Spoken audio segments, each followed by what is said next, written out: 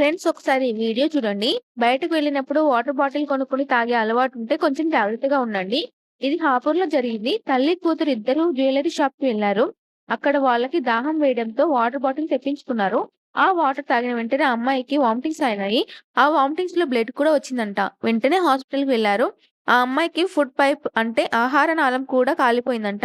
ఎందుకంటే ఆ వాటర్ బాటిల్‌లో యాసిడ్ కలిసింది. ఇది జాగ్రత్తగా చూడండి. బయట చెత్తలో దొరికే వాటర్ బాటిల్స్ మళ్ళీ ఫ్రెష్‌గా కనిపించడం కోసం అందులో కొంచెం యాసిడ్ పోసి కడిగి దాన్ని ప్రాపర్‌గా క్లీన్ చేయకుండా బయట దొరికే నార్మల్ వాటర్ నింపి బయట పబ్లిక్‌కి ఆ వాటర్ బాటిల్స్ అమ్ముతుంటారు.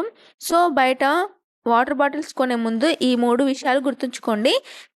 ఫస్ట్ ఆ బాటిల్ మీద బిస్లెరీ అండ్ కిన్లీ స్పెల్లింగ్ కరెక్ట్‌గా ఉందో లేదో చెక్ చేయండి. సెకండ్ వన్, ఆ బాటిల్ క్యాప్ ఓపెన్ చేశాక ఏమైనా స్మెల్ వస్తుందా లేదా అని చూడండి.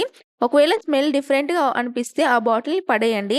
థర్డ్ వన్, ఆ బాటిల్ క్యాప్ బాటిల్‌లో వేసి కంప్లీట్‌గా నలిపేసేయండి. దీనివల్ల ఆ బాటిల్‌ని ఇంకొకరు వాడకుండా ఉంటారు. ఈ వీడియోని తప్పకుండా అందరికీ షేర్ చేయండి.